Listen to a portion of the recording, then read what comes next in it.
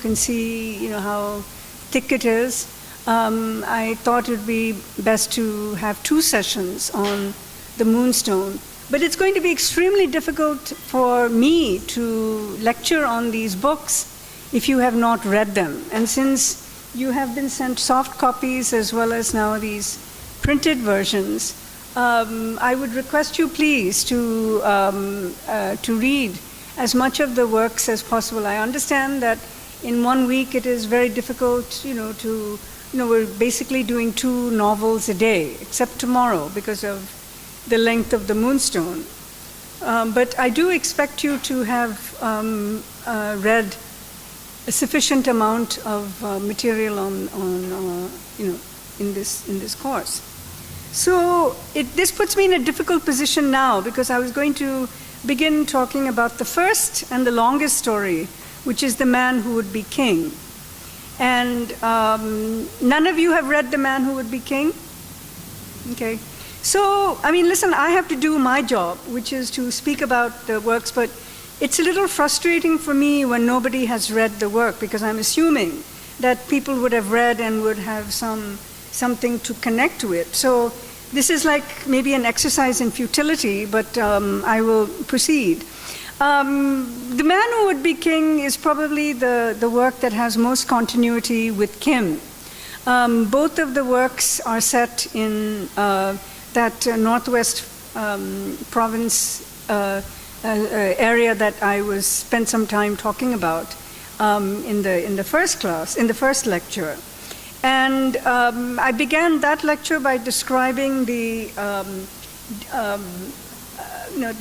unique relationship of British India with the native states, which at that time was ruled by the local Rajas. But there is that more tenuous area in the northwest region of India, and an area that roughly includes Afghanistan, parts of what are Pakistan today. And in The Man Who Would Be King, Kipling creates a new fictive land called Kafiristan. And it becomes a kind of all-umbrella term for referring to a region outside of the control of the British, and yet an area that is clearly attractive to the 2 central protagonists of the story. Does anyone have the handout for today's short story, a printed version? What happened to, he's gone. Prasad is gone. Okay. Does anyone have the printed version? Okay, let me just look it up in mine. It's the same version, so it's okay. I can do it from my online. If it's yours, if you are following in it, then you should keep it. It's the same version that I have. Okay, the first thing to note about The Man Who Would Be King is this opening, which sets up the that situation I was referring to of the native states. Are you sure you don't need it? Because I have it in my laptop. You have it there on your phone? Okay. Thank you very much for this. On page, it's the first page of the 562, and the narrator has everything is centered in the narrator's voice. He himself is not doing anything to further the plot, but he is the center. In fact, he does do something. I should take back what I just said. But he's setting up he sets the stage for the way that this story unfolds. So on that first page, 562, it says, "My particular intermediate," which is the class in the train, "happened to be empty till I reached Nasirabad, when a big, black-browed gentleman in shirt sleeves entered, and following the custom of intermediates, passed the time of day. He was a wanderer and a vagabond like myself, but with an educated taste for whiskey. He told tales of things he had seen and done, of out-of-the-way corners of the empire into which he had penetrated, and of adventures in which he risked his life for a few days' food. So you can see that there's an overlap between the theme of exploration, danger, intrigue, espionage in this story and Kim, which I discussed in the previous lecture. So, the narrator is simply the person who is enabling these other characters to tell their stories. And so in this one, and he says, and he continues to say, if India was filled with men like you and me, not knowing more than the crows where they'd get their next day's rations, it isn't 70 millions of revenue the land would be paying, it's 700 millions. And as he looked, and as I looked at his mouth and chin, I was disposed to agree with him. And then there's this kind of back and forth, there's a little bit of banter between the narrator and the still unnamed person. And the middle of the next page, 563, he says, I'm going into the Indian desert, the narrator says. Well and good, said he, who we still don't know who he is. You'll be changing at Marwar Junction to get into Jodhpur territory. You must do that. And he'll be coming through Marwar Junction in the early morning of the 24th. Can you be at Marwar Junction at that time? 'Twon't be inconveniencing you because I know that there's precious few pickings to be got out of these central India states, even though you pretend to be correspondent of the backwoodsman. Now, in this very telegraphic way, we get an indication that some people are crossing the boundaries between what is designated as British India and the native states by pretending to be journalists, right? And in fact, Kipling was a journalist by profession, and the narrator shares some of the features of the author's own professional life. And so here too, there's that overlapping theme of disguise as a means of gaining entry into forbidden territory. And as he goes in, and then there's a description of on page 564, where he says, on top of 564, don't try to run the central Indian states just now as the correspondent of the backwoodsman. There's a real one knocking about here, and it might lead to trouble. Thank you, said he simply, and when will the swine be gone? I can't starve because he's ruining my work. I wanted to get hold of the Digambar Raja down here about his father's widow and give him a jump. What did he do to his father's widow then?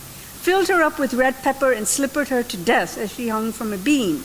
I found that out myself, and I'm the only man that would dare going into the state to get hush money for it. They'll try to poison me, same as they did in Chortumna when I went on the loot. But you'll give the man at Marwar Junction my message. So the first couple of pages seem very cryptic because we're not quite sure who's who, what's going on. But there's that sense in which one man is trying to give another man a message that will enable them to get into the state and extort money, because basically that's what they're doing. The passage that I just read out suggests that because they know that this Raja, whoever it is, has poisoned, who has poisoned, where he says he filled her up with red pepper and slippered her to death as she hung from a beam. I found that out myself. So there's blackmailing going on. And in these very short telegraphic paragraphs, we get the idea that that people who are the central protagonists of the short story are mercenaries who are going where the money is, who have no loyalty to state or nation, that they are basically out to serve their own interests. And that becomes the frame for the rest of the story. And then he goes on to say how that these two men are escorted out of the state and never told to come back, and so on. And years later, and this is where the narrator has returned.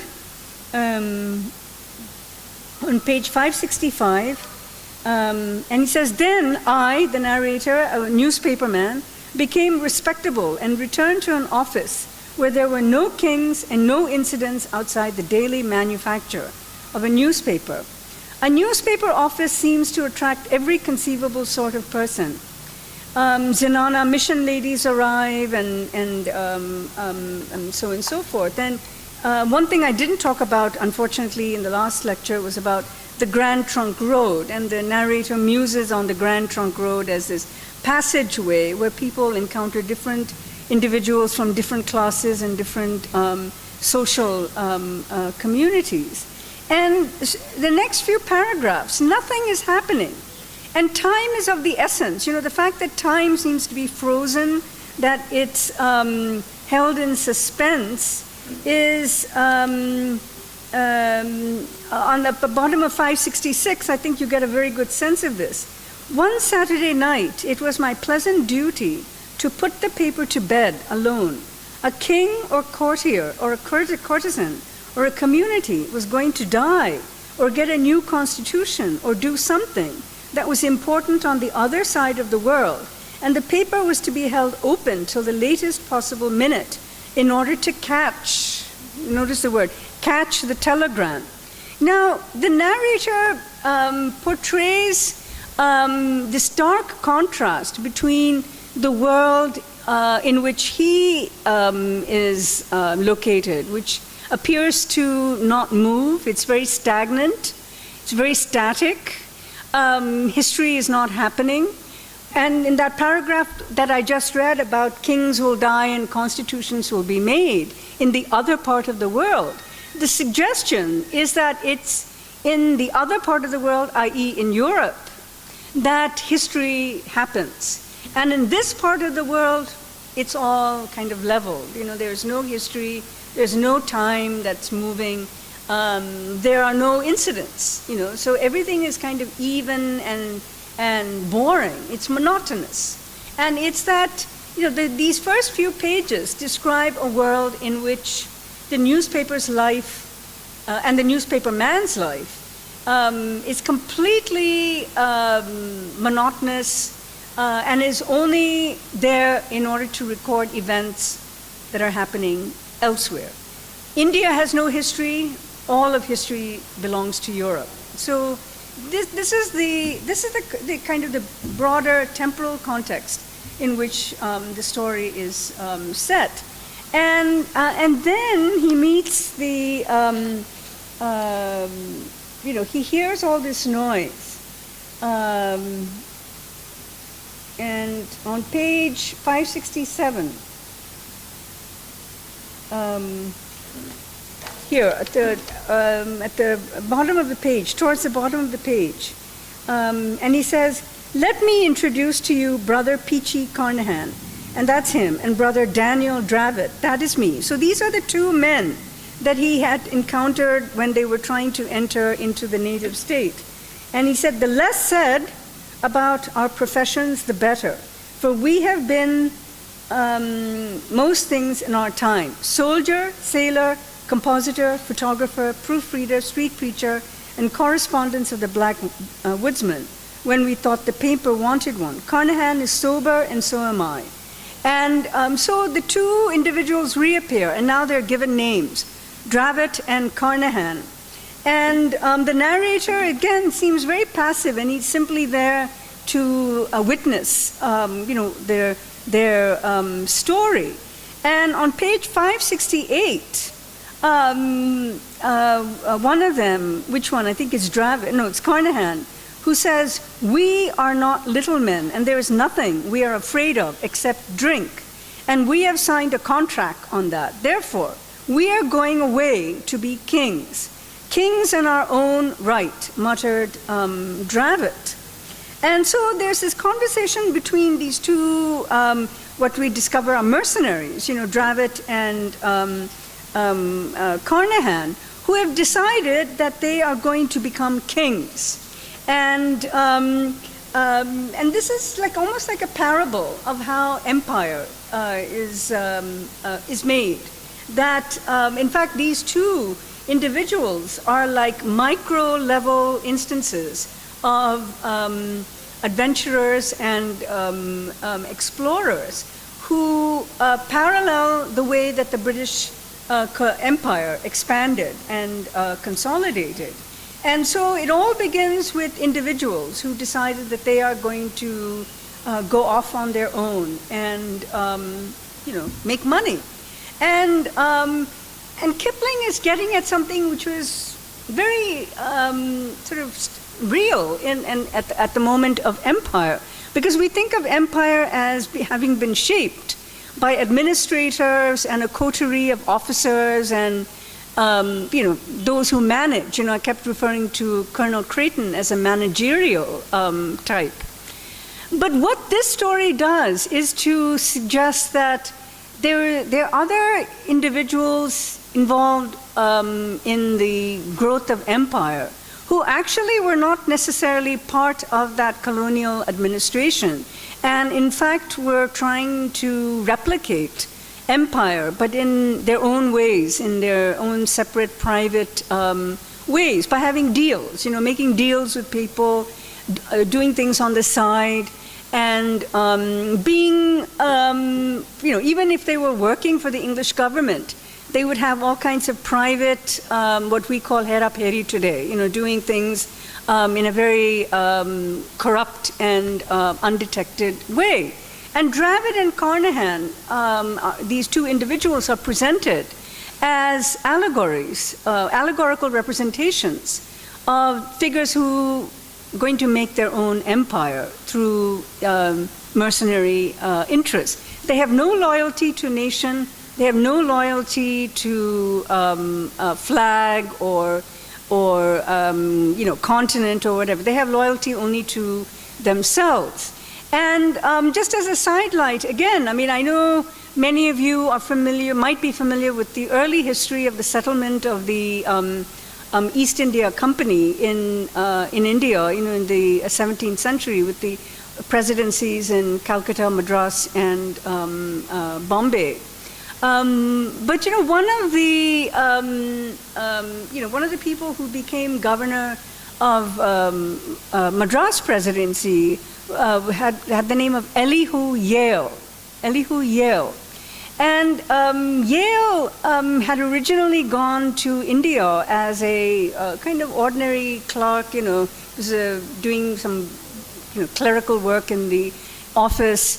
And some of these people who learned the local languages, he managed to strike acquaintances with local merchants in Madras presidency.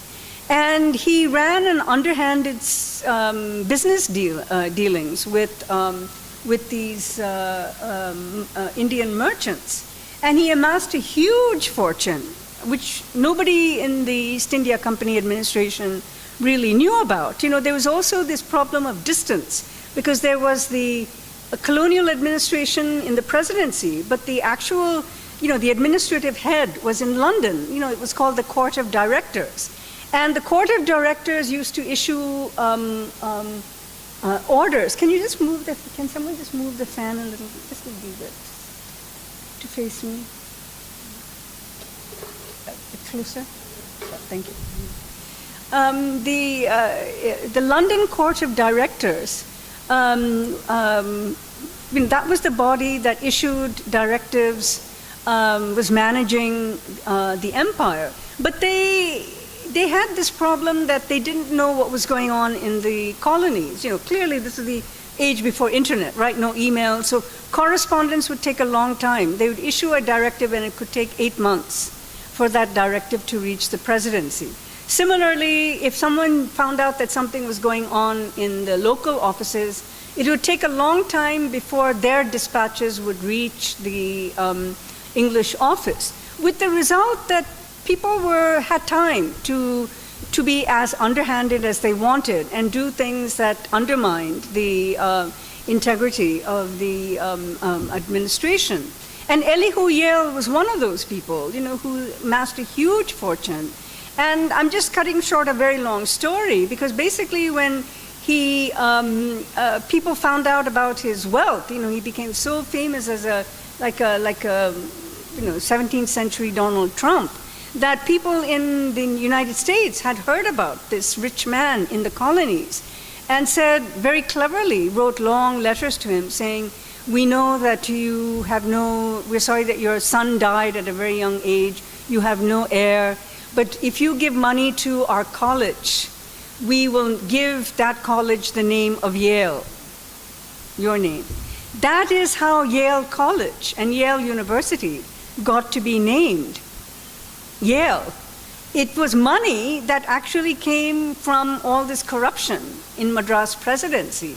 And that was the money that was donated to this college in Connecticut, which was then renamed Yale University, and now is, of course, one of the preeminent universities in the world. But I'm telling you the story only to indicate the extent to which even these well-established institutions of higher learning are sort of complicit with the very structure of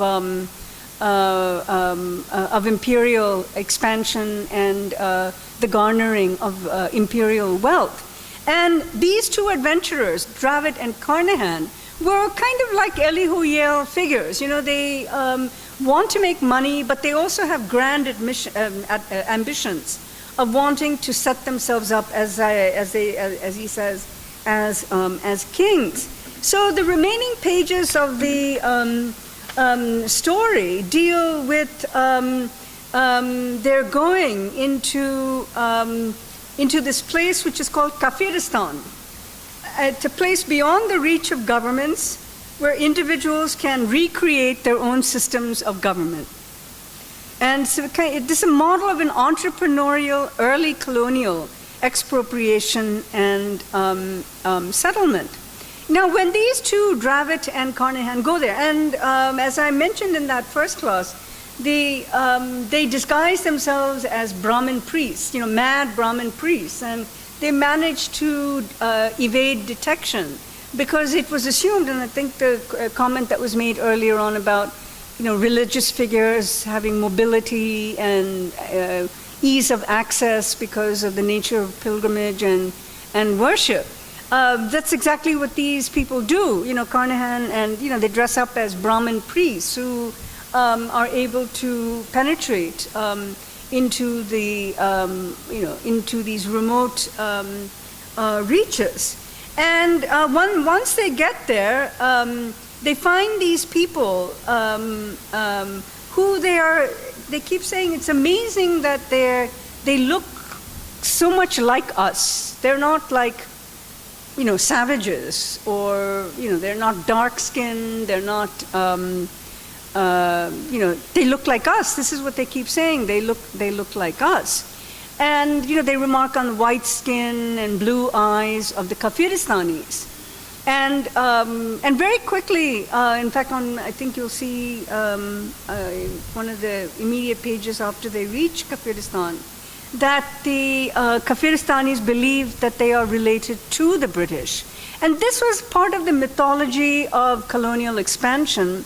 It enabled colonial expansion, actually, to think of colonized peoples as the younger brothers of the big brothers, that the British are the big brothers, the white brothers, who will lead their younger brothers to civilization and to progress.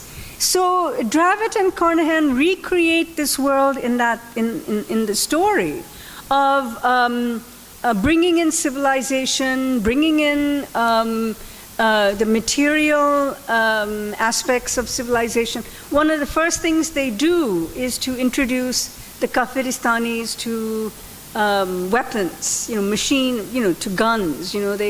They build their own army, and they induct the Kafiristanis into their army. So the whole point of the story is that it replicates the process by which individuals become rulers. We think of rulership as something that is very abstract, but what this story does is to concretize the process of rulership and to individualize rulership as coming out of mercenary motivations.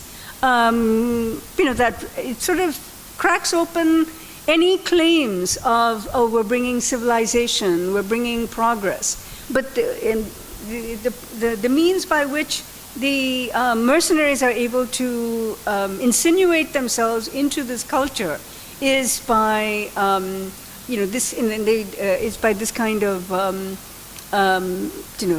setting themselves up as superior. And one of the things that happens to enable that depiction of superiority is that the minute the natives see Dravid, they think he's a god. They see Dravid and Carnahan as gods, and they deify them. And the deification becomes very strategically useful for the these two mercenaries, because they use the deification to promote themselves as superior racially, civilizationally, in every way. And then at that point, the Dravid makes a very serious mistake. Even though Carnahan keeps telling him that he should be very careful not to expose his humanity or his mortality. And what Dravid does is that he says he wants a wife. And the minute Dravid indicates, the natural instincts of being human, the deification ruse collapses. And the natives turn against the two. And Carnahan, Dravid's head, he's crucified, and all that Carnahan is left with is his head. So the story is a very kind of a very evocative story of that allegorizes the rise of empire as one that involves the deification of colonial rulers. But Kipling is also just as mindful of the fact that all of this is this very artificially constructed edifice. And the minute the natives see that Dravid is human, in fact, the woman he has decided he will marry, bites him on the neck, and he starts bleeding. And when they see the blood, they immediately, turn against Dravid and Carnahan. And so Kipling is also painting a very grim picture of the future of empire, that empire is always going to be built on very shaky foundations if the ones who rule self-consciously insinuate themselves into these very fabricated positions of divinity, immortality, invulnerability, and then once their mortality becomes visible, the whole edifice of empire crumbles. So this story functions as an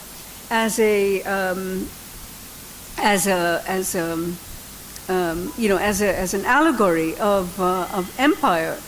So let me see if I can move on to the next story, which is the finest story in the world.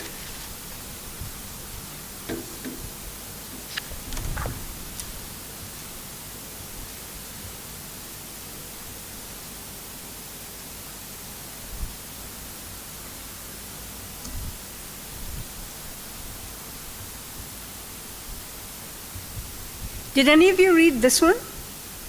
I thought you would like this one. This is actually one of the really amazing stories that Kipling had written about metempsychosis, reincarnation, occult clairvoyance, and the like. But this finest story in the world, as I mentioned in the first lecture, Kipling was very interested in occultism, and I mentioned, the prophecies and the visions and the dreams that punctuate, a great deal of Kim.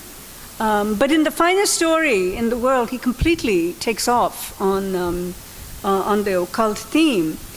Kipling was a master in exploring the occult dimension of imperial communication, detailing in story after story the convergence of modern technology and psychic powers. And I hope also to just talk about the story Wireless, which is, again, a very interesting story in the way that Kipling was reading modern technology as capturing some elements of the occult, in the sense that modern technology, sometimes we don't really know why things work, why things happen. We just sort of accept it. And it's like the black box concept. Max Weber, the sociologist, talked about the black box. He said, when you see a streetcar rambling down the streets, you're curious about what drives the streetcar, the tram.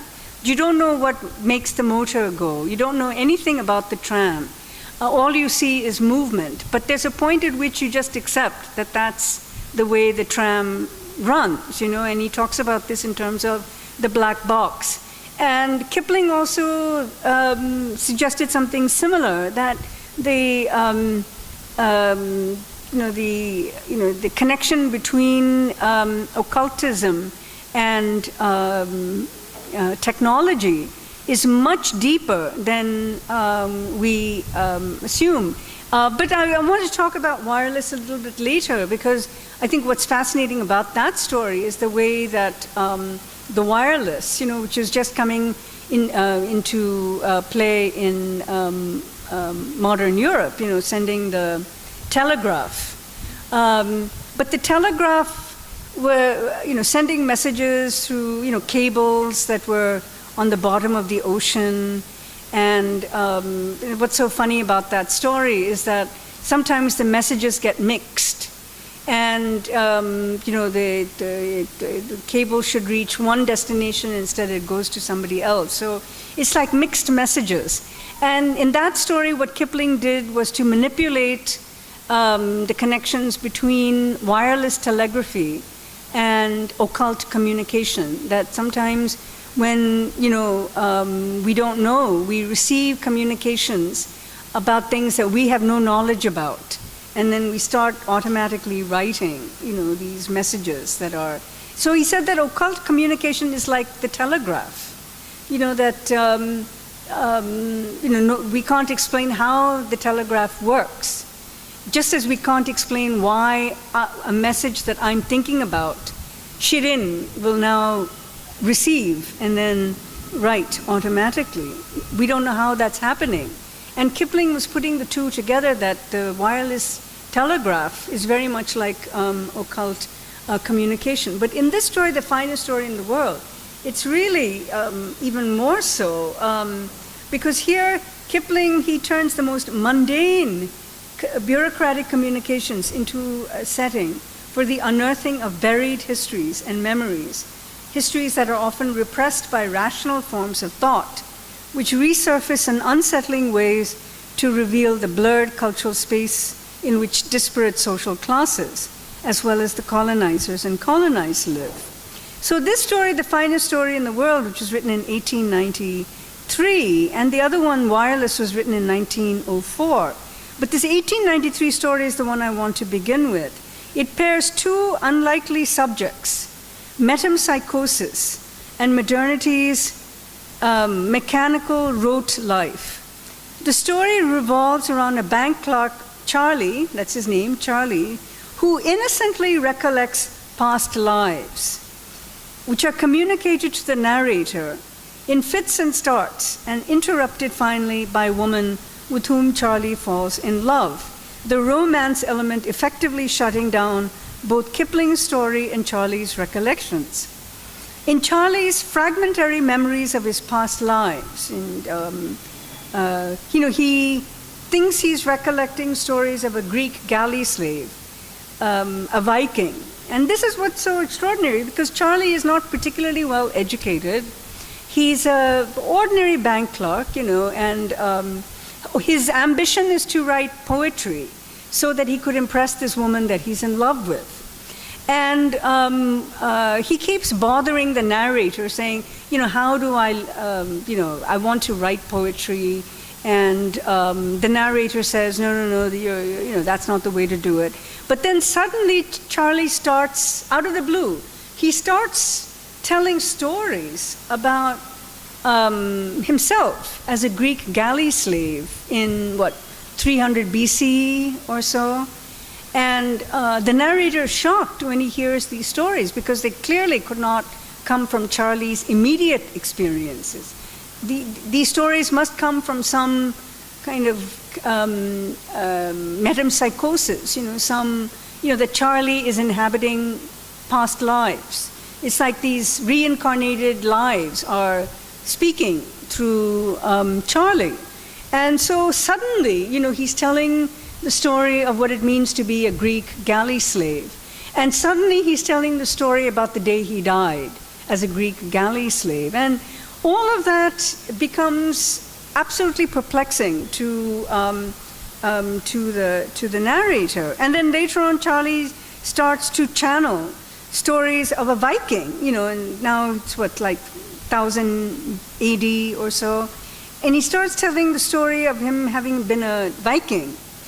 And it's at that point that the narrator realizes that Charlie is not just this ordinary bank clerk, but in fact, Charlie is this extraordinary individual with a gift, that the gift is that he's able to live past lives and channel them and tell the stories of a Greek galley slave, a Viking, of all these past lives.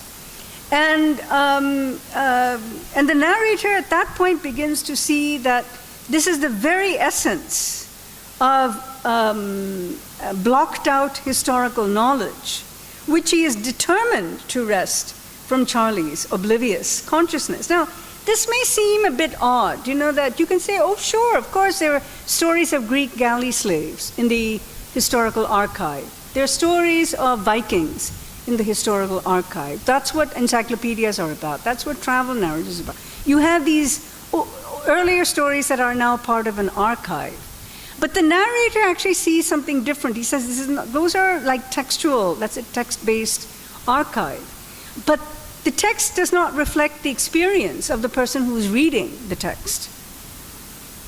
Very obvious thing that I'm saying, that, I'm reading a book, but what I'm reading is not necessarily what I'm experiencing.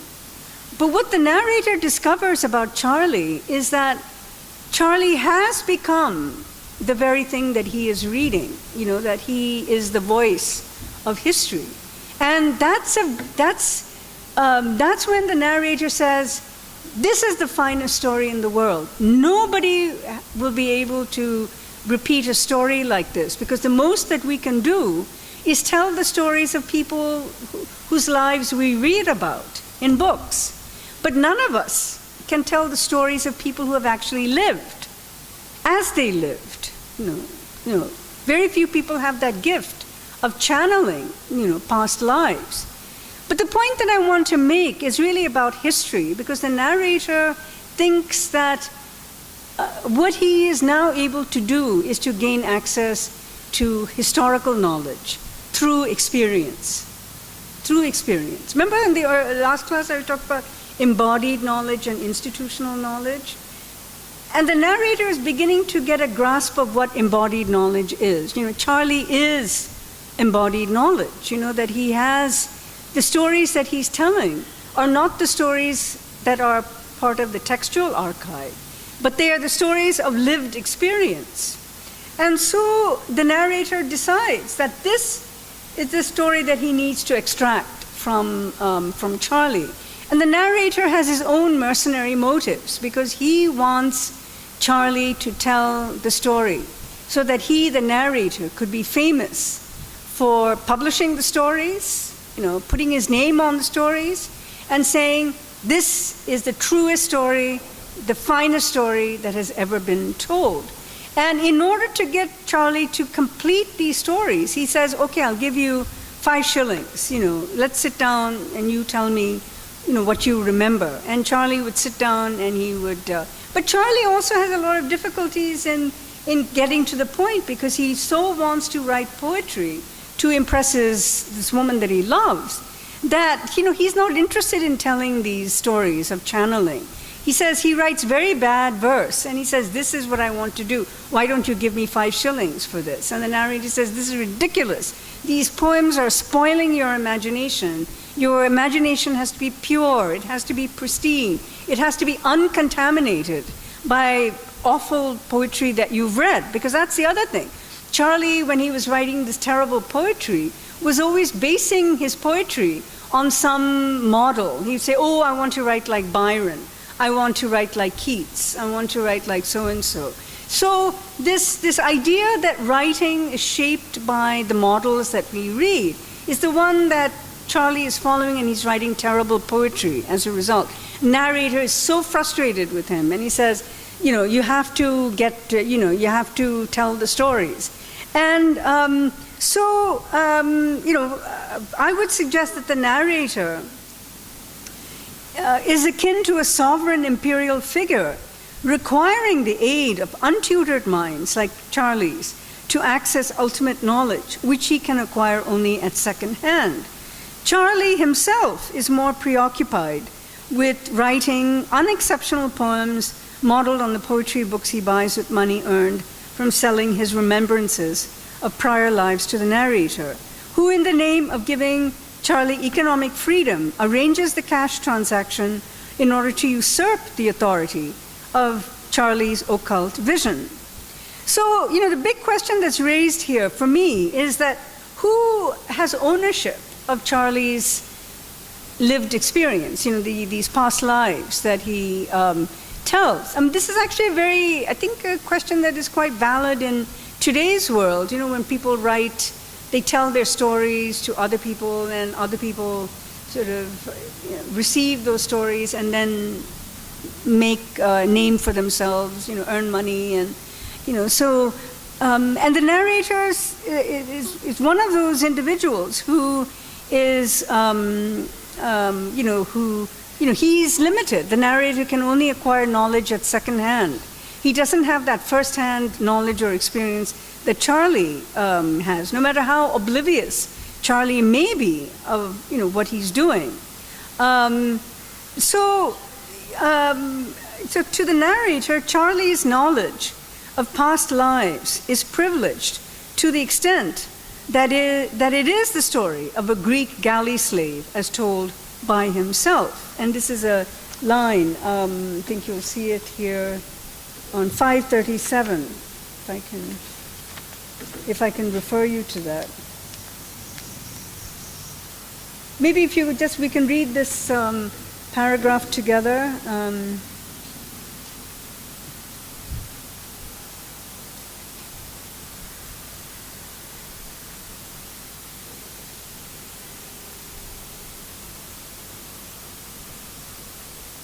Yeah.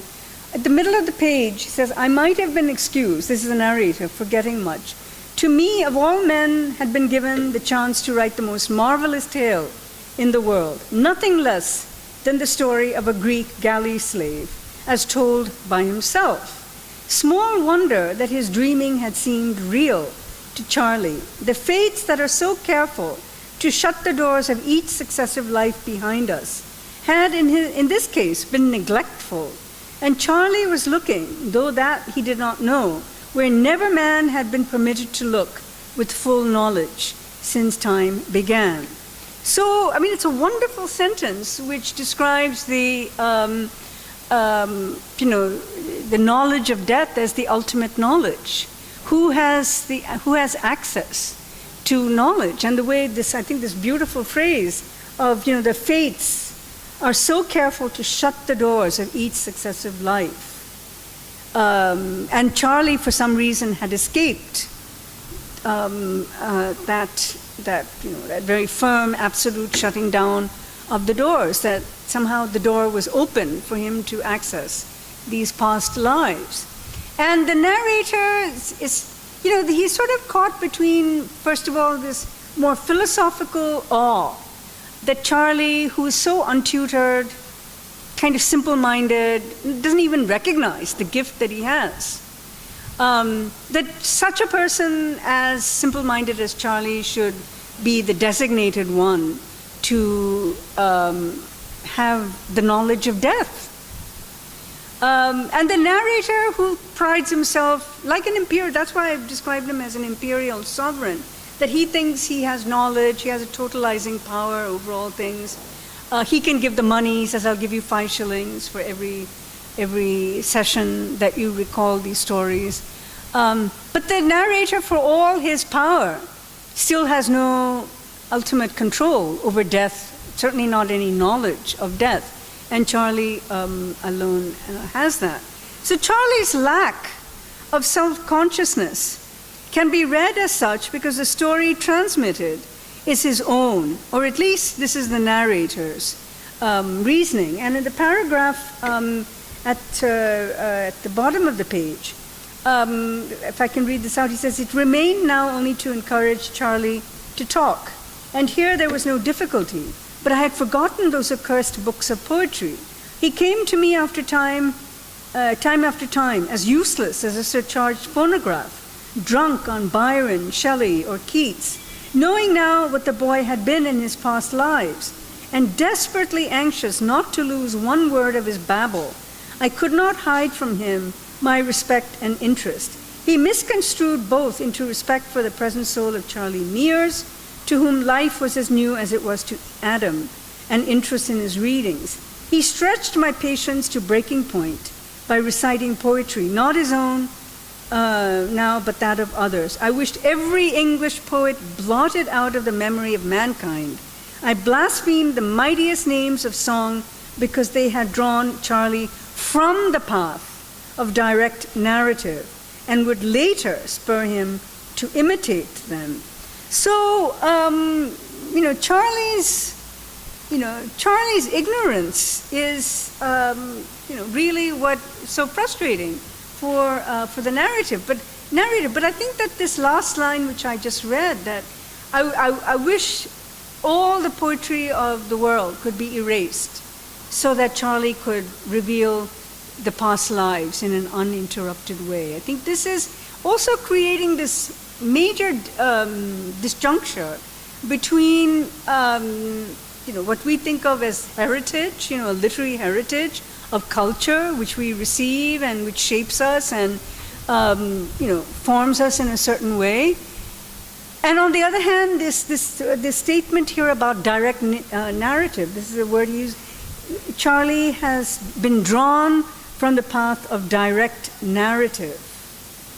And I think the question that one of you had asked earlier today about education, is I think we can bring that conversation back into this discussion, because the narrator is basically saying that education is distracting us from who we are.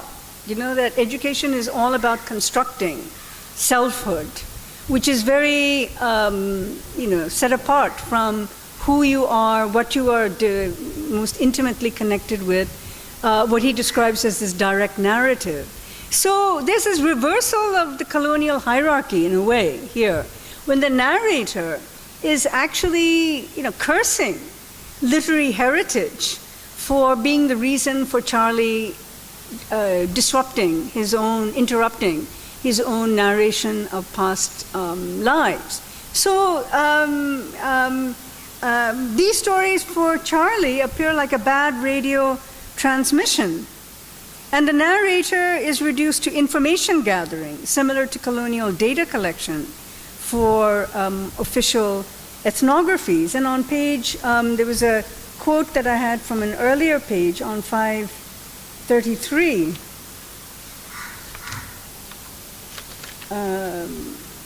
Where he says,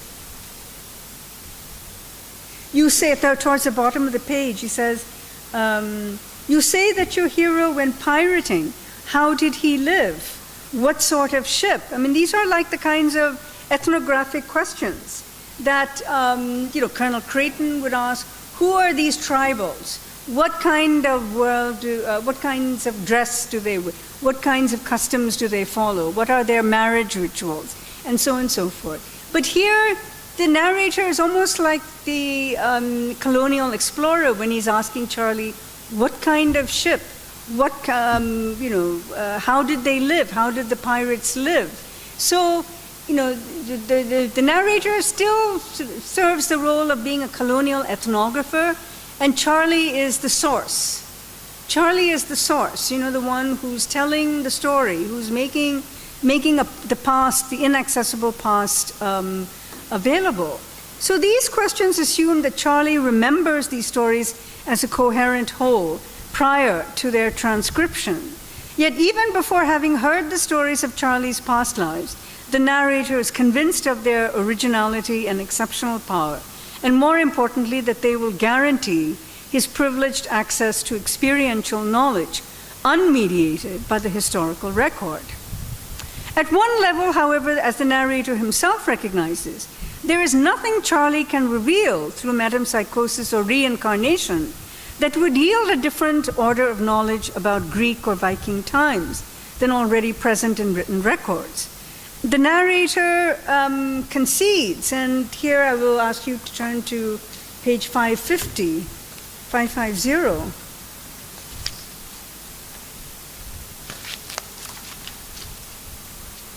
where he says, there was nothing that might not have been compiled at second hand from other people's books. The adventures of a Viking had been written many times before. The history of a Greek galley slave was no new thing. His frustration mounts because Charlie is too conditioned by the repetitive monotony of his everyday existence as a bank clerk to see this layering of remembered experiences as historically significant. It falls upon the narrator to take on the colonial role of both information gathering and historical archiving, as he seeks to extract from Charlie's ramblings an original story, which the narrator is convinced can only be communicated by the dispersed historical figures contained in one individual's memories. So metempsychosis creates the effect of a truth existing prior to its appearance in the historical record or its institutionalization. So when earlier on I talked about institutional knowledge, the narrator is actually sort of putting a cross against institutional knowledge. And he says, there's a truth that exists before institutional knowledge. And that's the truth that he's trying to arrive at. For this reason alone, like the European seekers of esoteric Eastern wisdom, who considered spiritual teachers not as original sources of knowledge, but as facilitators to its acquisition, the narrator enters into the field of Charlie's memories with an even higher stake in their retrieval. So the point I want to make here is that the information networks, which I spoke about earlier, that these information networks also facilitated an entry into the occult knowledge of closed social networks. These information networks also reveal the importance of the experiential dimension in colonial relationships. So, I'm just going to skip a little bit here. So Kipling brilliantly stages, via metempsychosis, the disentanglement of belief from knowledge as it is constituted in the historical record. If the historical record is secularism's version of the texts of Revelation, requiring belief in the truth of the record, Charlie's narration of past lives instead absorbs the imaginary aspect of fictionalizing into the category of experience. The absorption makes it virtually impossible to produce fictions categorically opposed to the true and the real. In other words, I think what Charlie's narration of past lives does is to draw suspicion to the idea of fiction.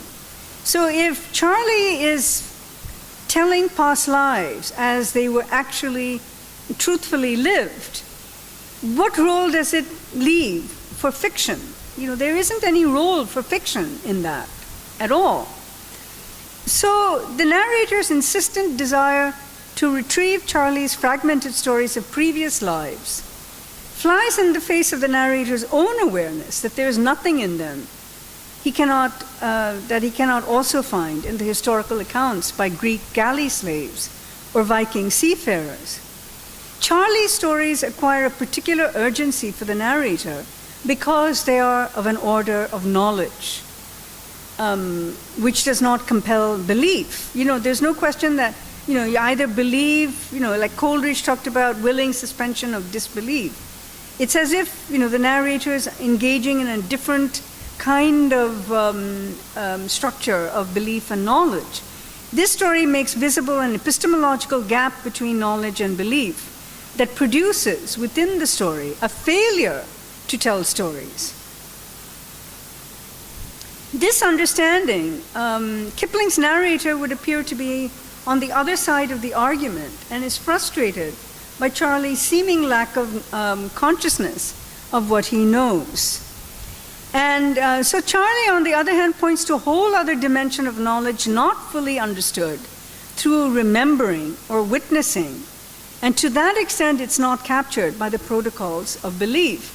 Now, the story ends, and I really shouldn't say this because, I was hoping that you would have read at least this story. But, the story ends with the narrator's frustration being complete. The woman that Charlie is courting becomes so important in his life that he doesn't really care about telling these past lives.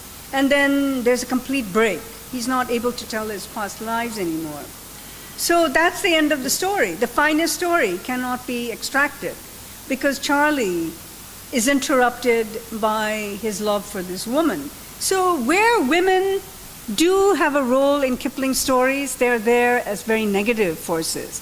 In this case, the woman is the person who makes the story impossible to finish. So the woman is responsible for the failure to reach the ultimate truth, the ultimate knowledge. But there was one other thing I wanted to say about. Maybe I should just move on to talk about the story that 2 or 3 of you had already read, The Mark of the Beast. Actually, I find that we have gone past the hour, so. Now, this story, The Mark of the Beast, is the one that can be read quite closely with Kim. All along I've been trying to talk about embodied and institutional knowledge, and I've been suggesting that Charlie is perhaps the most perfect example of that embodied knowledge.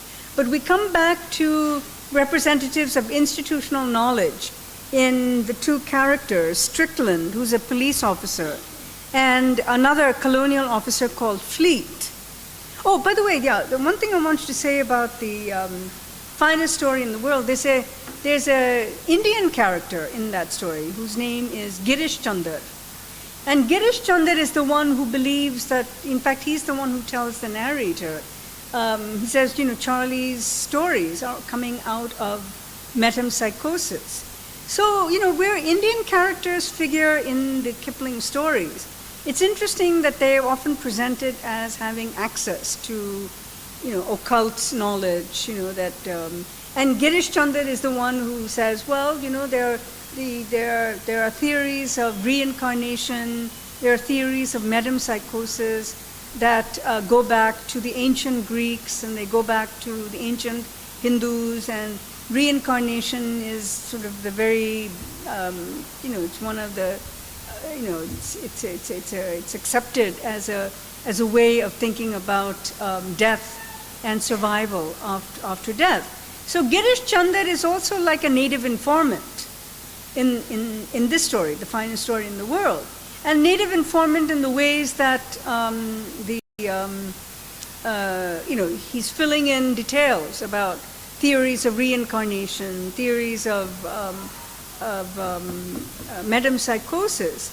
And so this story, I think, also has to be understood in the context of how metempsychosis, reincarnation, is like a counterpoint to theories of Christian doctrine, because the whole point of Christianity is that the soul, that the body upon death that the spirit is, that death is the mean. It goes back to the whole principle of, Christ having died for the salvation of humankind. And death becomes a kind of instrument of salvation. Death is not seen as, a phase in a series of successive lives. I'm bringing this point up because I want you to remember this when we talk about Rider Haggard's She, maybe 2 days later, because that's one of the interesting things about that novel. The woman who is a central protagonist in that novel, she's supposed to be at least 2,000 years old. Actually, even that, she could be 4,000, she could be 6,000. Another character in Haggard's novel, King Solomon's Mines, also Gargoyle. She's supposed to have been there since the beginning of time, that she was a witness to the very beginnings of time, that she may have lived thousands of years, 10,000s of years, something very indefinite. And the whole point of the She novel is to say that Aisha, who's the protagonist in that novel, gives the gift of life to the two English explorers. And she says, you don't have to die. You can continue to live in successive lives. And, there is no such thing as death. There's only change. There's only transition. There's only kind of movement to another stage. And the two explorers refuse her offer, because to accept her offer is also to challenge the very principle of Christianity, which is that death is the means by which salvation is gained. So this point about metempsychosis and reincarnation are really critical in light of the fact that these two doctrines are placed at counterpoint of each other. And so Girish Chandar, the character in The Finest Story in the World, he's the one who talks about ways in which you can read into ink pots. Tomorrow we'll read The Moonstone, where that too, this idea that the ink pot is a way of reading, looking into the future, looking into the past. So Girish Chandar is like a native informant, because he gives ways of understanding other cultures that are difficult for the narrator to accept. So I wanted to put that out there. And the Mark of the Beast. Let me talk about the Mark of the Beast. And I mentioned just now that if Charlie is embodied knowledge, Strickland and Fleet, the colonial administrator, they're embodiments of institutional knowledge. And they are, particularly Fleet, are very derisive of the knowledge systems that are represented by Indian religions. And the Mark of the Beast, for those of you who who read it, you will remember this context very well. But it's Fleet, the colonial administrator, commits a major act of offense when he slashes the statue of Hanuman in a Hanuman temple. And he derisively slashes the idol and says, well, so much for Hindu religion. Look at the monkey god, and the monkey god has been chopped down. But as a result of his act of sacrilege, there is he's called the Silver Man, but the assumption is that he's a leper. And that Fleet, the one who committed the sacrilege, is suddenly, he becomes like he's afflicted, and he has very high fever, and he starts becoming delirious, and he turns into physically, he looks like a beast, he acts like a beast.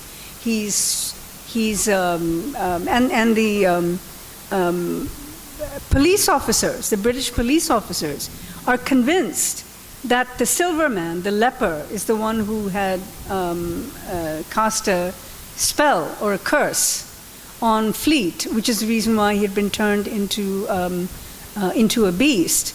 So they catch the silver man, and they it's a very tacit passage in the story. Maybe I can find it here. Just give me a moment.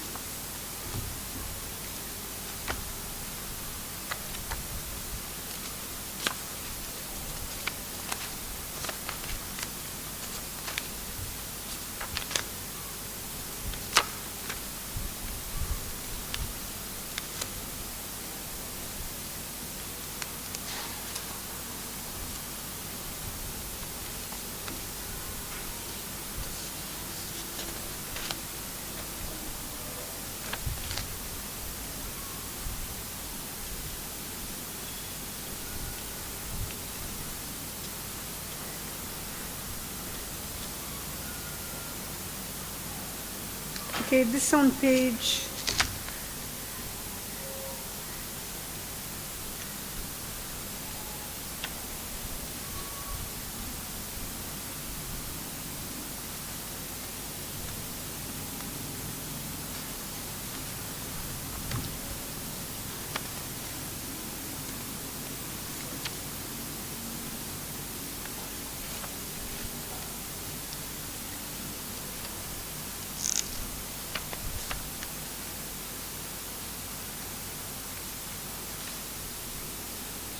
Well, okay, I'm not finding the exact passage that I was looking for, but there's a very discrete passage in the story. If any of you located, you can tell me. A very discrete passage in the story where we discover that the leper man who's been caught by the English police, they bring him and they torture him, but they don't say that. There's no mention of torture, but there's that sense that they treat him vilely in order to get the leper to reverse the curse. So Fleet, the fever slowly recedes, and and Fleet doesn't even remember what had happened. And the last paragraphs of the story are really what are quite telling. And on the last page, 191, he says, "It struck me that we had fought for Fleet's soul with the silver man in that room and had disgraced ourselves as Englishmen forever. And I laughed and gasped and gurgled just as shamefully as Strickland, while Fleet thought that we had both gone mad. We never told him what we had done." Now, what they had done was to torture the leper man, right? They had tortured him in order to get the leper to reverse the curse, and instead it's a very discreet passage, but it's that last line here where he says, "We have disgraced ourselves as Englishmen forever." It's one of the rare instances in the colonial literature where you have this kind of deep shame and shame and guilt about what colonialism has basically done to the Englishmen. That we have become like the beast that we think we're trying to eradicate, and it all goes back to this miscommunication, the lack of interest, the lack of understanding. So that Fleet's sacrilege, this kind of slashing of the statue of Hanuman, is not even understood as sacrilege by Fleet, because he thinks that it's like him, when he sits on the gun, Zamzama, and he says, whoever sits on the Zamzama holds the Punjab forever. And Fleet, the blasphemer, the one who commits the sacrilege, he thinks that, desecrating an idol means nothing, because it's all about power. That if I have power, it doesn't matter what you think, what you believe in, but I can push you to recognize the stupidity of your ways. So he's driven by the arrogance of his own cultural superiority. And when the people around him see him turn into a beast, that's, it's also a bit allegorical, because the beast that he becomes is one that is as much a part of the actions that he has committed. And then when this leper is tortured and finally removes the curse, Fleet doesn't even remember what had happened. He thinks he had just gone to sleep. And he wakes up, but the other two Englishmen know what they have done in order to reverse, this state of... So it's one of the rare statements in Kipling, where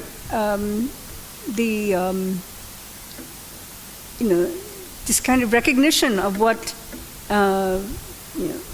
ruling by force, ruling by arrogance, that it actually then begins to contaminate the very soul. So that line about we have disgraced ourselves as Englishmen really goes straight to the heart of this. So I think I will stop. I know I've gone way beyond the 1 hour, but maybe we can have 10, 15 minutes for discussion.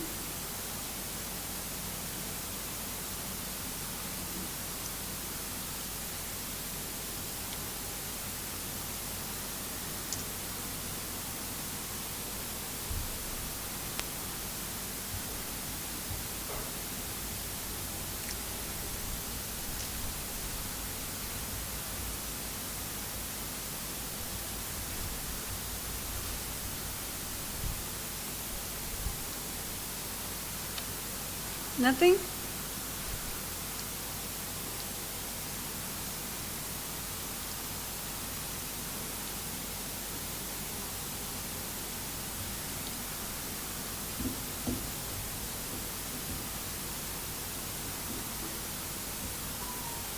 Yeah, Shiri?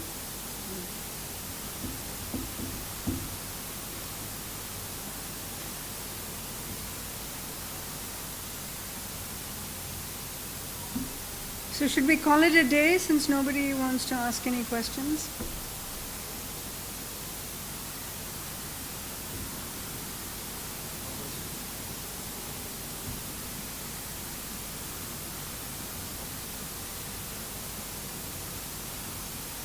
The works we're going to read tomorrow, and they're much more difficult than this. These are some of the easiest readings that I've given. So if we're not even able to read this, I don't understand the point of this workshop. Because, we're going to read Moonstone, we're going to read, King's Solomon. They're much longer, they're much denser. Secret Agent, it's a short novel, but very dense.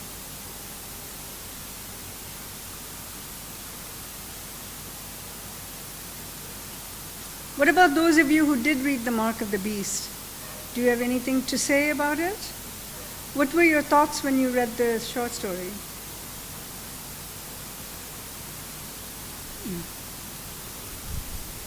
What were your thoughts?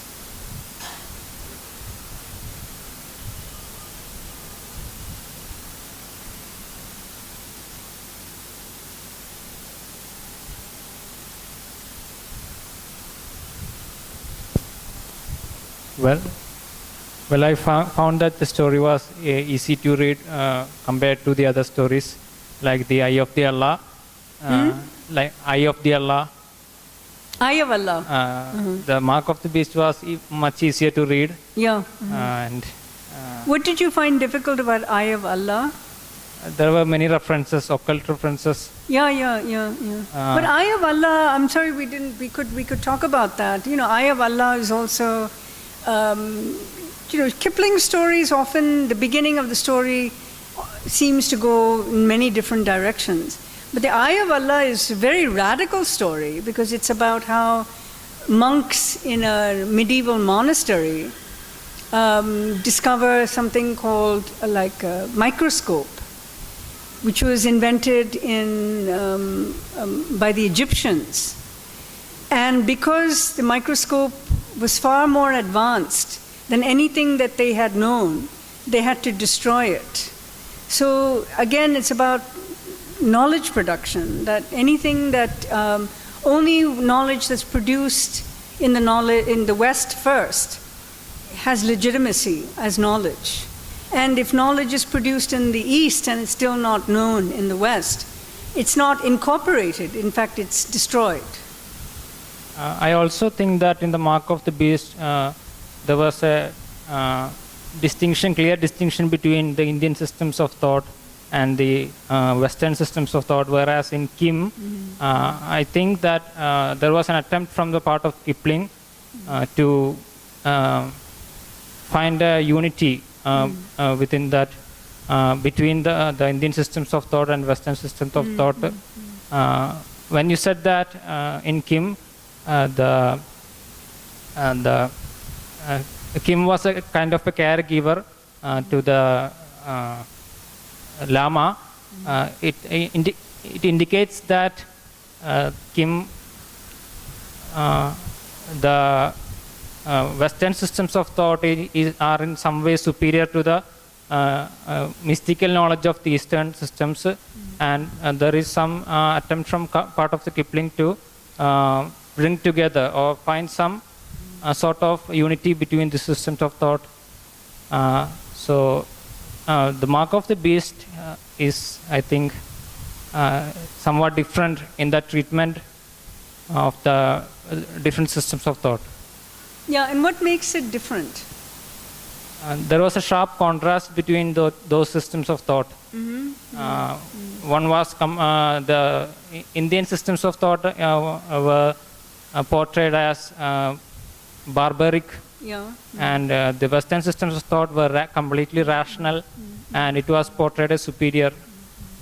But the question I would ask is, what's the point of your rationality if you end up torturing and you end up being barbaric? Isn't that the irony of it? You know, that if you think the other society is barbaric, when they torture the leper man to get him to reverse the curse, they end up being as barbaric as the people they think are barbaric. So where's the superiority? That's what we would think when we start reading the story, but at the end of the story, Kipling corrects those stereotypes. Sorry? Kipling attempts to correct those stereotypes about Western society, Western knowledge. You're saying that these stereotypes are reaffirmed, reinforced? Not reaffirmed. Kipling tries to correct them, put in the right track. Put on the right track. But when you say put on the right track, meaning to say? The point that you said, that the irony.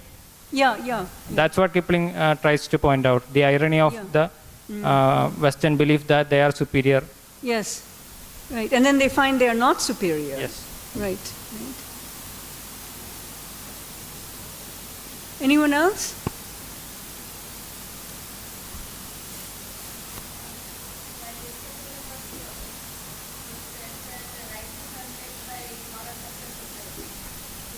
Mike.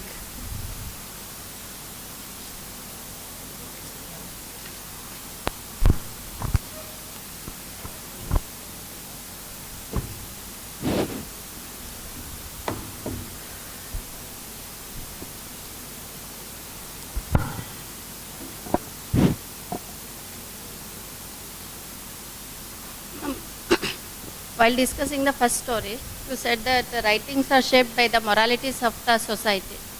Usually we think that writings reflects the society and they give morals to the society, but how it happens? You know, I'm sorry, I don't know, I couldn't hear you. I think the mic is not working.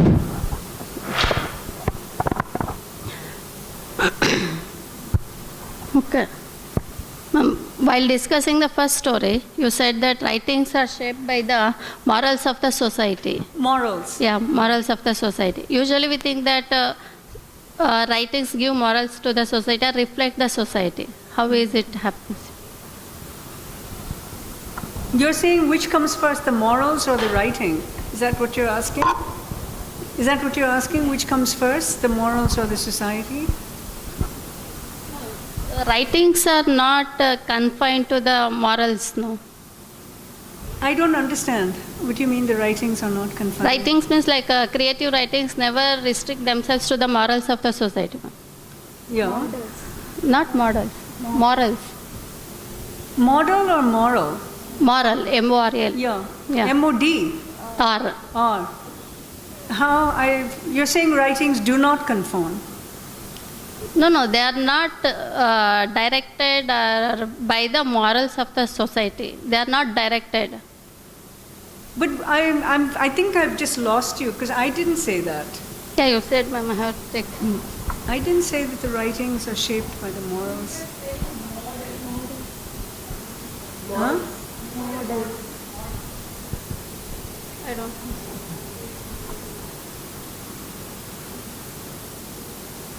Model, Morals are not morals. Not morals.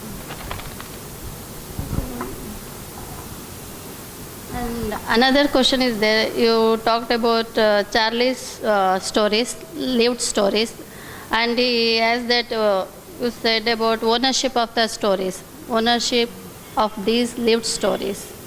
What it means? Yeah, what I mean by that is that who owns a story. Sometimes you own a story if you have created a story out of your own experience. But suppose I tell you a story of something that happened to me, but I'm not a good writer, and you are a better writer than me, and you take my story and you give it some embellishments and you make the story much better than I told it, then you take ownership of that story. That's really what I mean by that. Like most of Shakespeare's writings, they are based on some story or older stories. Yeah. But what Shakespeare has written, he takes the ownership for that. It takes the what? Ownership of whatever he has constructed out of old stories, Yeah. different folios. That belongs to Shakespeare. Yeah, who's questioning that? Yeah. Similarly, Similarly, I know this is exactly, in Charlie's narrator, he sees that he has a better grasp of what the stories mean. He says that's the problem. Charlie doesn't understand the stories that he's telling. He's just channeling these stories. But he says, I know what they mean. I know the significance that they are about, stories of people who have lived in the past, who have experienced death. Nobody can tell the story of death. I can tell the story. So he thinks he can take ownership of that story. can we connect with the folk tales? With what? These stories can be connected with the folk tales. With folk tales. In what way? That's an interesting question. In what way? What were you thinking of? Like folk tales and songs are not also having any ownership. They are also related to the society and the lives of other people. So now we are giving more importance to these things, and we are using them as a source of documentation and knowledge. Right. Yeah. So No, that's an interesting question because it suggests that, that there's something like some buried memory of, these folk tales, that these stories are not just the product of one person, but they actually reflect the stories that have been circulating over time, and that they're circulated over generations, they're circulated over time. So in that sense, folk tales can be seen as the repositories of cultural memory.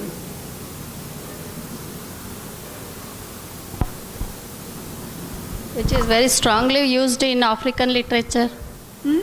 Folk tales plays a major role in African literature. Yeah, African. Yeah. And even in Indian writer like Mahashweta Devi uses these documents as evidence to write a novel about Jhansi. Right. No, I think that's why I find this Kipling story so interesting, because it establishes a kind of paradigm for thinking of the relationship between creator, the idea of the origin. Where does the origin come from? The question about Shakespeare Shakespeare's history plays, the tragedies, these were stories that were part of some other archive. But Shakespeare adapted that archive for his own purpose and, embellished with a language that only Shakespeare had.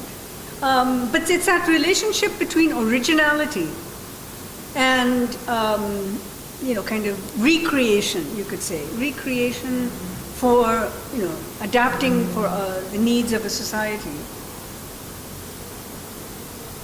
The last thing is how history looks at these things. How history looks at these folk tales as their documents. How does history look at the folk tale? I mean, history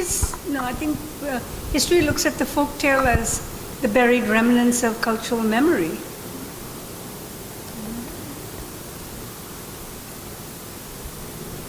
Thank you. So should we call it a day? Yeah, sure.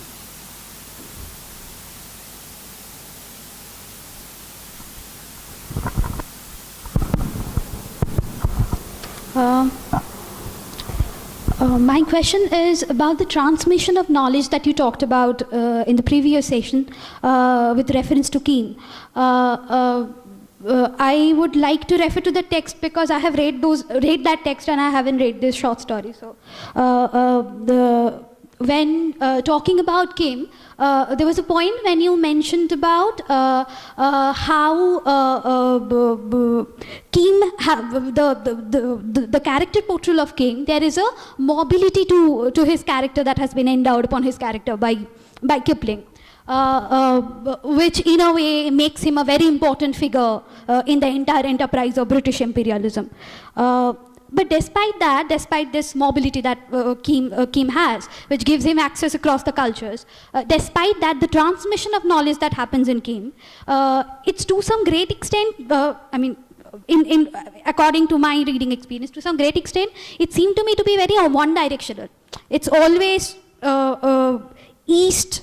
West getting an understanding of the East through Keane, despite the mobility that is there. So how you suggest us as a reader to look at this apparently paradoxical feature of mobility on the one hand and one direction. So as a reader, how would you suggest us to look at it? Oh, it's a complex question. And I'm glad you're framing it in terms of how we as Indian readers would approach this, because we do read these texts of empire as if they're suggesting that the gaze is the Western gaze on the Eastern subject.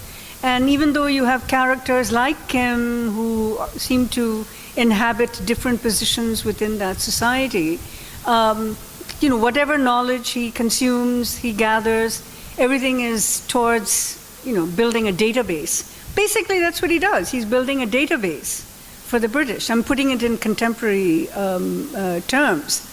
And so the question that you're asking is, how does one, read this, how does the Indian reader insert her gaze on these texts, in fact, in the Said, there was a passage that I had meant to read out to you, where does he say that? If I can find this, which I think will answer some of the.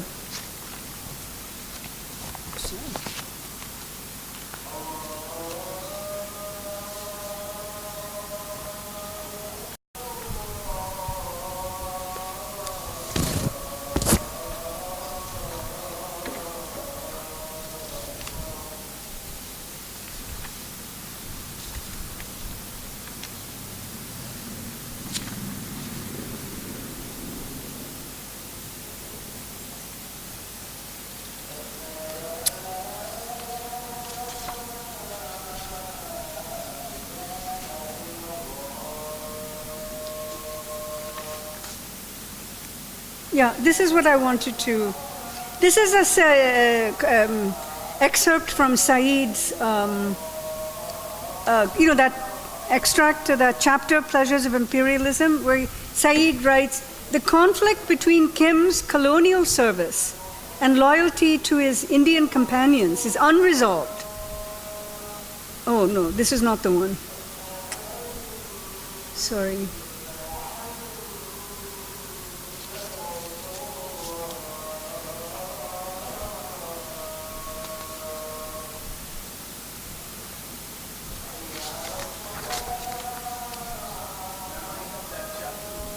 I'm sorry, I just lost the... No, but let me paraphrase. I think I know which one I was looking for. That chapter, you can I have that chapter. No, it's just as bad looking through. No, I can paraphrase because he says, Saeed says, Indian readers will read this novel differently from Western readers.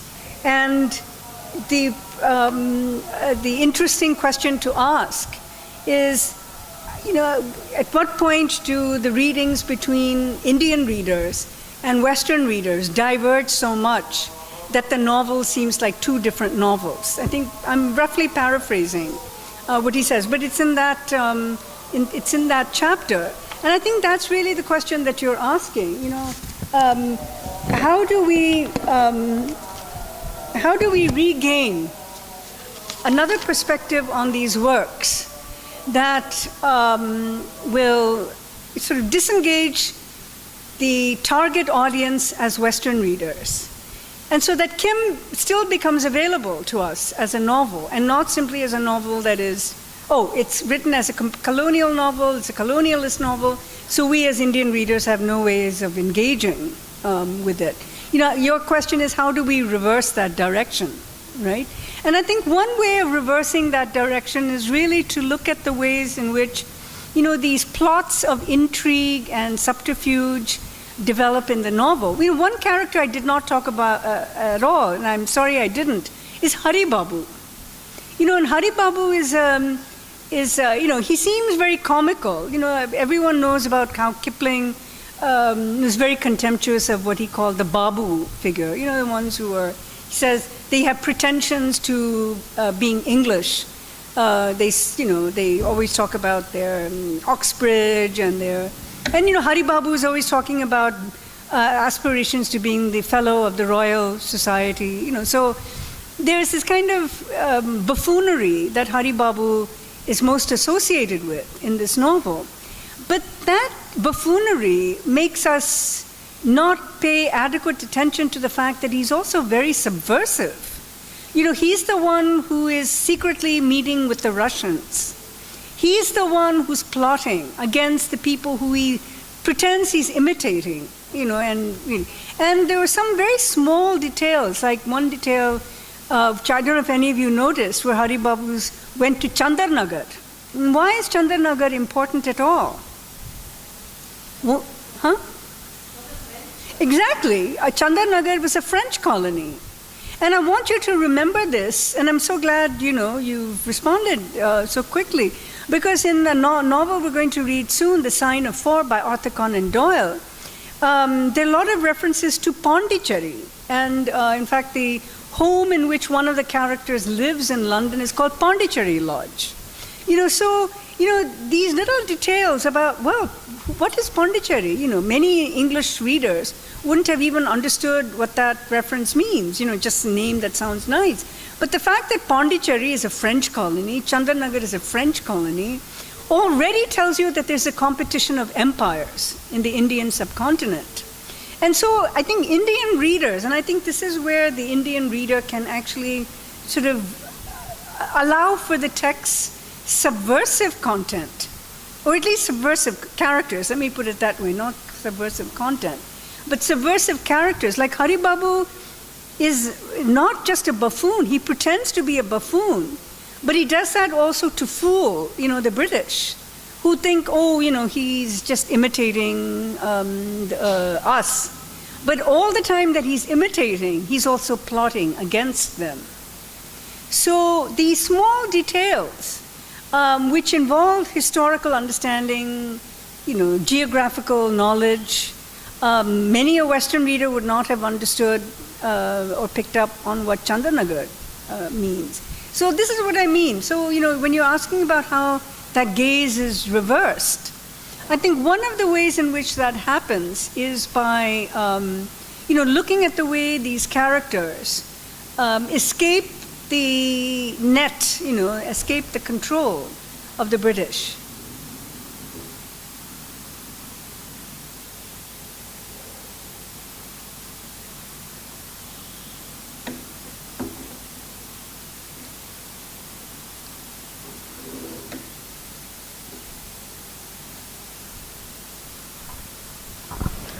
It's about the novel Kim.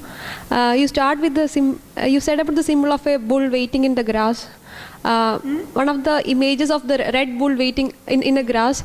So is Kipling using the images of Eastern religious symbols only to show the ambitions of Kim, because bull stands for religious image in Buddhism, like enlightenment, like things. So is he really using so many such kinds of symbols only to show that Kim is ambitious?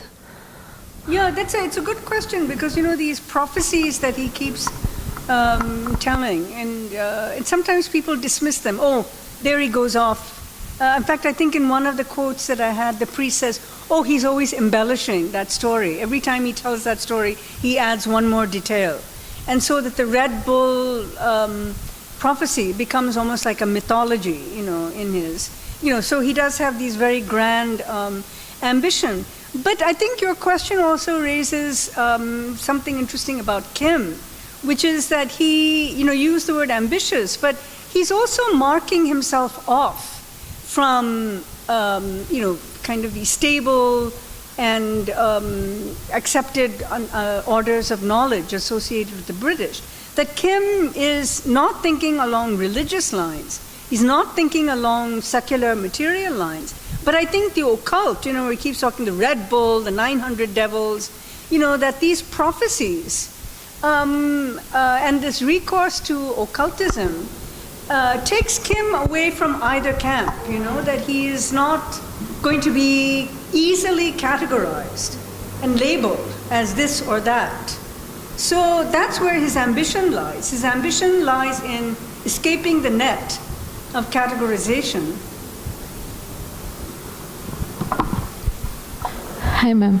I was reading the short story, The Man Who Would Be the King, and you were telling like there was these individuals who became more powerful, and they were also like unconsciously they were becoming the part of like expansion of British Empire also. So don't you I felt like, don't you think like it was easy for them because the system of in Indian context, the system itself was like feudal, and for them it was very easy for them to become powerful because of the certain, like they have the power of knowledge also, like because of the knowledge and other supremacy they have, other privileges they have.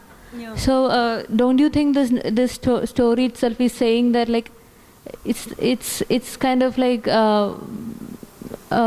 which story were you referring The Man Who Would Be the King? Mm-hmm. So don't you think like it should be like for an Indian it should be like reading like already the system itself is like they had to just appropriate to the system and become more powerful and all. The system which actually was a feudal system where like individuals can be powerful. So don't for the British people who came to India and to become individually powerful and to expand their power and money and make money, it was easy for them, right? So don't you think it's like these individuals had more freedom to do this thing apart from like more than making it part of the British Empire? They were more appropriating the system of Indian feudal system which was there already. I see what you mean. Yeah. That's an interesting insight. It's possible. I think that's very possible that these people are independent entrepreneurs are,